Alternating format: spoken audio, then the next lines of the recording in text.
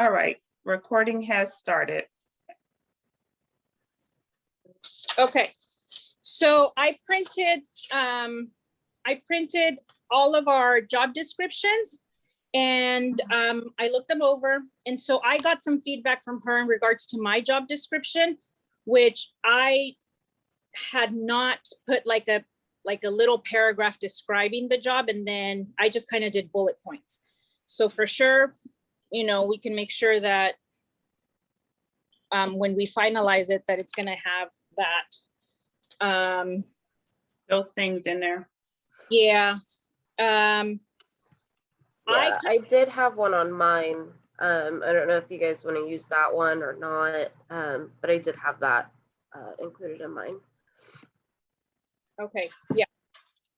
I based my job description on an actual job that I actually had in the past, that it was an entry accounting position. And so one of the things that, plus I've had more than one, is what I'm trying to say. Okay. And so, because my major is in accounting. Yeah. One of the things with an entry level, obviously there's a lot of like specific like job descriptions. So like, I'm going to just say like the position that I had, I was accounts receivable. And so I would receive any payments and then I had to process them and post them. I had to get like the deposit ready for that day. And then at the end of the month, I had to send out statements, you know, on balances and then, or send receipts if people mailed checks. I had to post the checks to their account so that they would balance. We had people that actually came in and actually paid with cash, check, or credit card. So I had to balance the till. I had to make sure that I filed on the computer and like the actual file any invoices or anything like that. So that's kind of what I base mine off of. And then the salary, obviously this was a long time ago, so I wasn't making near enough that. So I think that we do need to, come up with a specific salary. I put hourly, but we could definitely calculate that to be an annual salary. Okay. I don't know whose is whose, but because I didn't put names, but so. Well, I mean, like what I actually did is just I just Googled like entry level accountant, and that's how I came up with the 27 to 48K. Okay. So mine's is this one here, if you can see it. Okay. So, I mean, I was just taking bits and pieces off of some websites and stuff like that. But knowing you know, being in that role already, you know, like some of those job tasks are, are relevant, you know, so. I mean, I did like this entry that on this one here, this entry right here, I did like that. I think that's Christine. So yes. Yeah, that was mine. Yeah, we need to have that entry. Oh, so this is Christina. You know, like this entry. Yeah, this little paragraph. I like that. And then, you know, a lot of these other descriptions are very relevant. Mine was just so basic.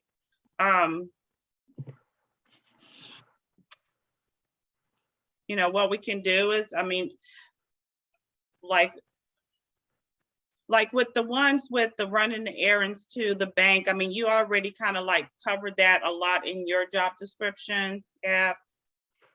And then, I mean, they all are good, you know, because, you know, but depending on like what company you work for. Yeah. So. And it also, I think it depends, because as Gabby was saying, it does depend on what type of role it is. I do feel like as far as job descriptions go for an actual entry-level accountant, versus, you know, an accounts receivable clerk or, you know, an AP administrator or anything like that. I gear mine very specific towards like staff accountant entry level position. So you'll see like references to gap accounting and stuff like that. So I do, yeah, I agree. I think we need to start on deciding, you know, are we gearing this more towards one avenue of accounting or just a broad range? Yeah, no, for sure. I think that because she specifically said that it's an entry level accounting, that can cover lots of things. A lot of. I think that what we need to decide is how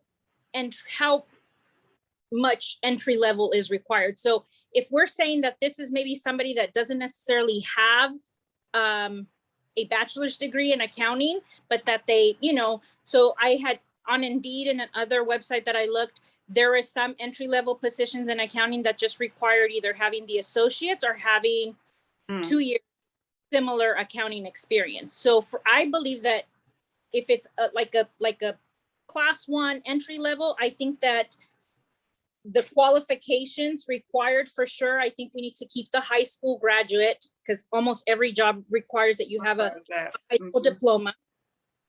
And then I think that they should either have an associate's degree in accounting or 2, 3, 4, or however many years we want to decide in a similar work experience. Some companies will allow you, if you don't have a degree, they'll allow your work experience to kind of vouch for your experience, of course. You know what I mean? Yeah, I've seen a lot of 2 to 3 year as far as acceptable experience. Okay, so should we that was kind of like the main one, like 2 to 3, sometimes 5, but okay. I think 3 is good.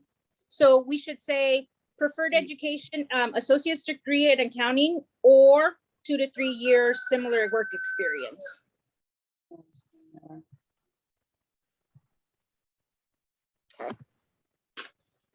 Okay. Sorry if you guys can hear my rooster. I hear your rooster. It's cute. Okay. I think then the next thing, if we're going to say that this is a super entry level and it doesn't require a degree, we can work on then, I think, salary. So based on my experience, I've also worked in payroll. I think that the salary, the way they base it, and sometimes it's so broad, it could be, it could be from, let's see, where am I? So Melissa, you had said 27K to 48K. We need to narrow it down, but I think the 27K, let's see, 2080, that results in about $13 an hour, which I think for Tulsa is actually that's pretty well under the level. Yeah. Okay. Yeah, but we should say 13 to up to even maybe $17. I mean, I don't know. I think 13 is low, but then again, we are saying that our company isn't, I mean, I'm going to assume that we're basing it off of Tulsa, right? Right. What is the minimum wage? Is it $10 now? You're in Tulsa?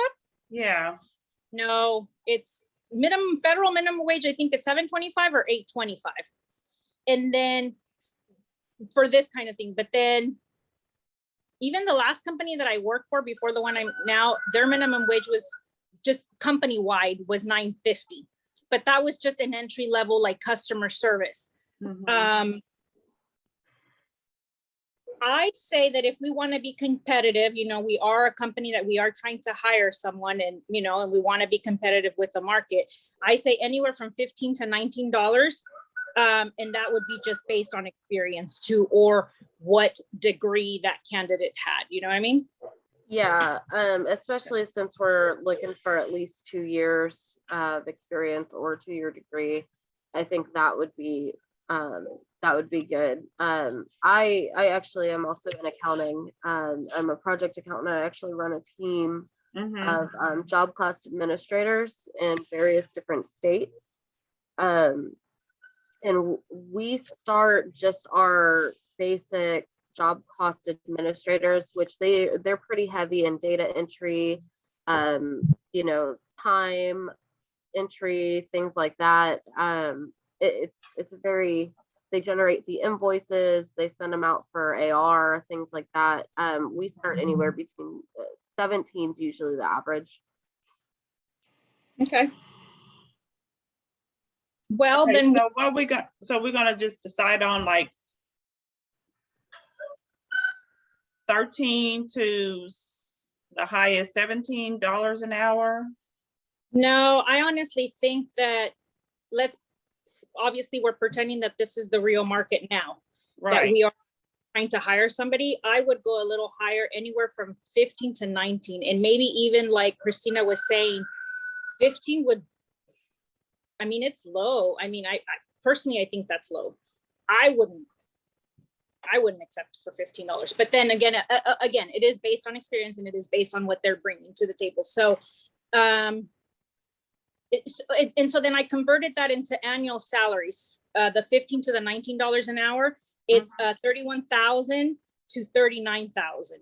So Yeah, when I think that's, we could put annual salary instead of hourly. I think that always gets people more interested than when you know, if they know how to calculate hourly rate, then they can figure it out. But I think that for our job description, we should keep it annual salary. It's up to you guys if you guys want to bump it up and say 17 to 22. I don't know. I don't know. Like I said, we typically start at 17 an hour for that sort of role. So I think kind of where we were is right there at that sweet spot. So I think mean, if we were to do it like 30, maybe 32 to 36, something like that. Well, if they're $17 an hour, that's 35,000 a year. Right. I think then we could do like 32,000 a year to, and even if they were going to get 19, let's say that would be somebody maybe even with a bachelor's degree, if they had a bachelor's in accounting, but that don't have any experience, they could potentially be earning the 19. That's 39,000. Okay. Do you want to do 35,000 to 39,000? Yeah, 35 is $16, like $16.80. I think that's good. So we're saying 35 to 39? Yes. Okay. Okay. So 35 to 39 annual potential salary. and this is with a bachelor's, am I Well, clear? Oh, I it's- guess it's because of the range, okay. Yeah, for the range. So like if you, let's say if somebody came in with the bachelor's, maybe the highest that they could get would be the 39,000. But Okay. if it's somebody with just 2 years experience or with an associate's, then they would probably go the lower tier of the salary Okay. on their experience. Okay. Experience or, All right. So we've figured out the entry statement. We'll just pull the one that I had. We're for qualifications, associates, or 3 years of relevant experience. High school is must, and then salary 35 to 39. Yes, yes. And so then now we can go ahead and jump into the job description. Again, let's just say that this is obviously a very entry level position. So this could potentially be like the first contact with the Person. account, sort of like accounts receivable. So it could be somebody that would be potentially, now, did I miss communication solutions? They're not necessarily somebody that has customers going in their office, that's right? They might, if you're discussing like probably not for like cash transactions. Okay. If I had to assume just based off of that, it's more like a consulting firm. Yeah, okay. So yeah. Okay, so kind of like maybe a staffing type of a staffing job or Or what kind of consulting are we doing though? That's what I didn't understand. Right. Let me see. I think that based on all the other projects and other work that we've done, Communication Solutions is kind of, yeah, like Christina was saying, like a consulting, like they'll go and Oh, talk, like doing mediation into other companies, maybe?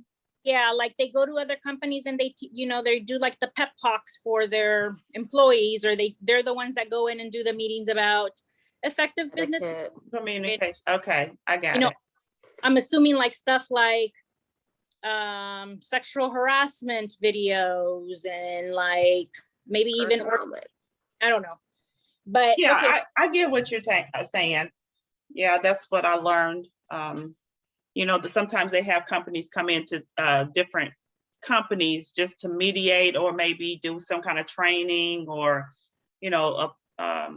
teaching them about effective communication or whatever the situation is, what the company needs. So, okay, gotcha. okay. So then I'm gonna start with mine. I'm gonna start with mine, and I'm gonna start crossing off things that, based on what we just said, are not gonna work. So I had said here, process incoming cash payments. Well, we probably are not going to be receiving cash. We probably will get check and credit card. Okay. I had here ensure the daily check and cash transaction balance. Well, I'm going to remove cash transactions. We're not going to have obviously a cash drawer, so I don't need to balance that. Prepare daily bank deposit slip. I don't think then in this case, since I'm not going to be receiving, or this person's not going to be receiving any customers and is not personally going to be receiving any sort of payments, that we could remove that from there. That would probably be somebody else in the accounting department that would be, making the bank deposits with the checks or Yeah, I whatever. would say that's a pretty big control there, Yeah. especially, along Sarbanes-Oxley's control. You want to have one person posting the transactions, and then one person physically taking it and depositing it. So I think that for this entry level, that doesn't, anyway. Keep accurate records of clients' transactions. Yeah, we can keep that one. We can keep that one, okay. Process outgoing end of month statements for clients. I think that's also we can keep that an one. entry level. She or he gets a lot of the clerical type stuff, Uh-huh. Are you still looking at yours? I'm just trying. Yes. Okay. I put complies with all office and federal regulations and compliances. Yeah, I think we that need that. Mm-hmm. it definitely could keep the performs other duties as needed, because in an office or in any job, Yeah. this is not an all-inclusive, list. You can always have other things that can come up. Yeah. To be flexible, in the job. Mm-hmm. Okay. Qualifications. Of course, almost in any job, they ask for excellent written and verbal communication. A lot of places ask for the experience in Microsoft Works, but I like Melissa's, where she put on hers strong proficiency in MSM, like Microsoft. I think that we should use hers. I like the way she did that. Yeah. So Excel, because I know that in that type of role, you're going to be using Excel, Word, QuickBooks, yes, MSN, and then you had something over here about,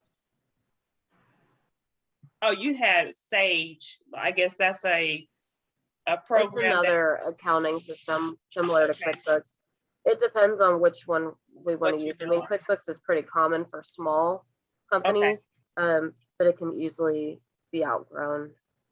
I think that we should keep that one, because QuickBooks is very used in a lot of companies. Yeah.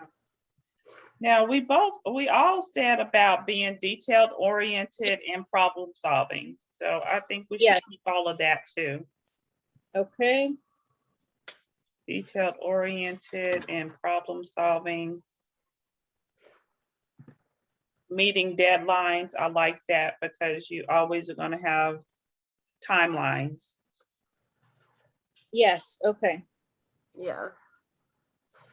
Especially time sensitive. Somebody put here, time sensitive tasks. So I think that Melissa, you did that. I think that that's important too. In accounting, when you have month end, that all has to be balance statements have to go out. Transactions need to be balanced before the end of the day, et cetera. Right. I put able to type a minimum of 45 words per minute. Lots of jobs that I've had that are office jobs, or even some of the accounting jobs that I've had required. And I even on 2 of the jobs that I had, they required a typing certificate. I don't know if we want to keep that. I don't know if that's important or not. I mean, I don't know. I mean, especially with accounting, I mean, you're not going to be doing a ton of typing. It's mainly Okay. going to be like data Okay, we- entry.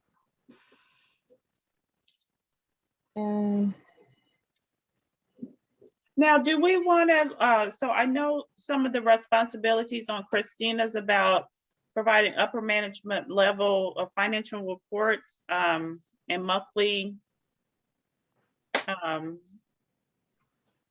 basis to include profit and loss reports and statements. I mean, to I guess for cash flow, are we gonna, use that? I mean, because there might be an upper level that we need to provide the monthly statements to. Yeah, especially if we're gearing this towards accounts receivable, I would say, even if we change it from, because if we're gearing this more towards accounts receivable, they're not going to be looking at the P&Ls, profit and loss reports, or statement of cash flows. They're probably going to be looking more like an aging, an average day to pay for customers, things like that. And that's, yeah, I think this is more of a higher, at least for this initial, I think that's a little high skill, not skill, but I can't. Yeah. So can we take that off, Christina? Yeah, that's fine. Do you want to change the terminology? Because if they're doing AR, they need to be also looking at their aging, the receivables aging. Let's put something where they need to balance their portion of what they're processing. So. Okay, we only got like 3 more minutes. I think, I don't know how this Zoom thing, because we only have 30 minutes. So, how about from what we said, let's go ahead and combine it, and then we'll each email each other what we have to do one for the team, right? Yes. Okay.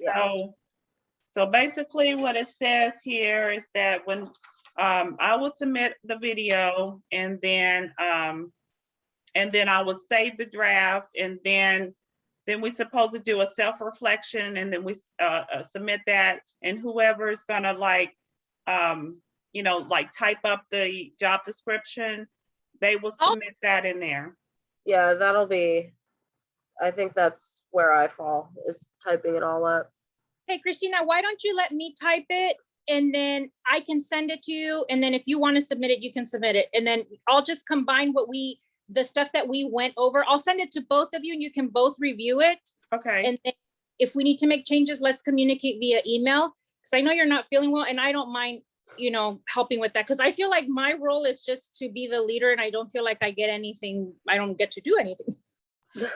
Well, that's okay. I mean, so what we're gonna decide on is that, so you're gonna like write it up, and then we'll all like review it, and then but once we save everything, then you can just like submit it on when it's due. Okay. And then I'll make sure that everything, because I guess we have this portal where we all put our stuff, and then it's my responsibility to make sure that everybody put whatever we needed to submit, and then hit the submit button before 11:59 Sunday. Right. So I'll consolidate this. I'll send it to you guys via email. We can all look it over. If we need to make other changes, we will, and then I'll submit it on Blackboard, and then I think we'll go from there. Okay. Well, I'm gonna stop the meeting, recording.